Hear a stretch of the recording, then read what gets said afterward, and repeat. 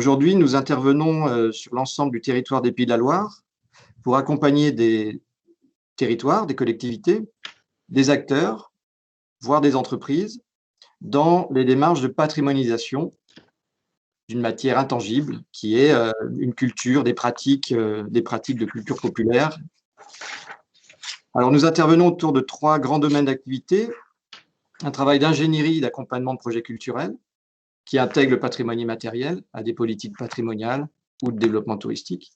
Deuxième activité, un travail de documentation et d'archivistique. Nous sommes également un centre de ressources qui peut apporter à la fois de la compétence, mais aussi de la documentation à ces acteurs. Et puis, nous traitons spécifiquement des archives ethnographiques, le matériau que nous recueillons à la faveur des enquêtes que nous menons pour ces territoires ou ces associations.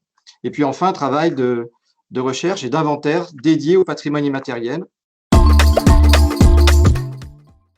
Elle concerne des formes d'expression de la culture populaire, des fêtes, des pratiques sociales. Elle concerne la dimension immatérielle du patrimoine matériel, qui à travers les savoir-faire, mais sont aussi les représentations contemporaines qu'ont les gens de ce patrimoine architectural. C'est la mémoire des lieux.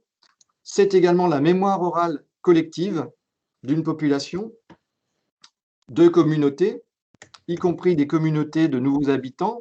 Et puis enfin, la dimension immatérielle du patrimoine, c'est le patrimoine culturel immatériel, tel que l'a défini l'UNESCO en 2003, qui concerne des pratiques et des représentations transmises de génération en génération et en recréation, et dans une démarche inclusive.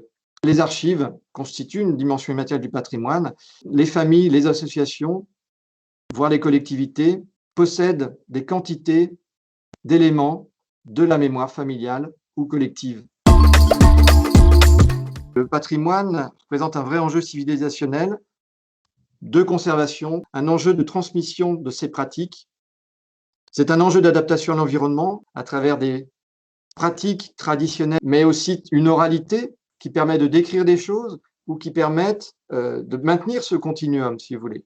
L'oralité, ce sont les patois locaux, ce sont les expressions, ce sont la façon de dire les choses. Et puis enfin, c'est un enjeu de prise en compte des droits culturels.